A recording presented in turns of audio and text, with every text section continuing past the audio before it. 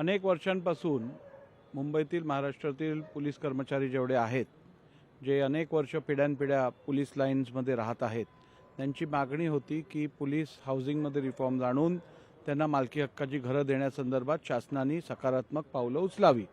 या संदर्भात आज आदरणीय मुख्यमंत्री देवेंद्रजी फडणवीस यांच्या समवेत बैठक घेतली आम्ही आणि त्या बैठकीत पोलीस कर्मचारी आहेत, त्याचप्रमाणे पोलीस पत्नी आहेत, या सगळ्यांनी आपली जी मागणी आहे त्या संदर्भातली माहिती मुख्यमंत्र्यांना दिली।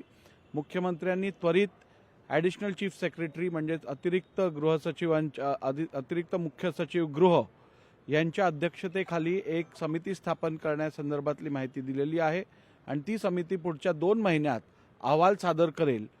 अटी शर्ती इतर त्याच्यातल्या कायदेशीर तरतुदी ज्याचं पालन करायला लागेल या सगळ्याचा अहवाल 2 महिन्यात सबमिट केला जाईल शासनाकडे आणि शासन या संदर्भात सकारात्मक पावलं उचलेल असं आश्वासन आदरणीय मुख्यमंत्र्यांनी आज आम्हा सर्वांना आणि या शिष्टमंडळाला दिलं आहे।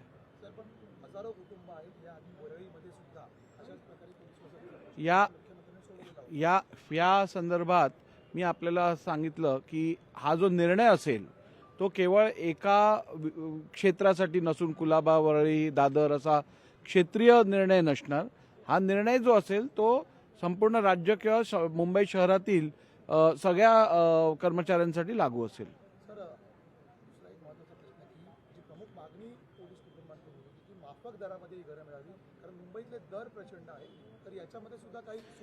ह्याच्यातच या संदर्भात जे पॉलिसी बनवायची आहे त्या पॉलिसी संदर्भातला रिपोर्ट हा 2 महिन्यात ACS शासनाकडे देतील।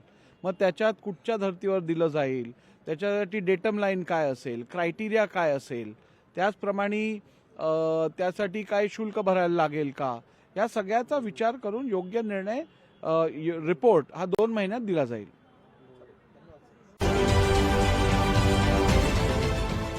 देश विदेशातील प्रत्येक घडामोडींचे लाईव्ह अपडेट मिळवण्यासाठी आता साम टीव्हीच्या सर्व सोशल मीडिया प्लॅटफॉर्मला लाईक, फॉलो आणि सबस्क्राईब करा। तसंच सर्व नोटिफिकेशनसाठी बेल आयकॉन प्रेस करायला विसरू नका।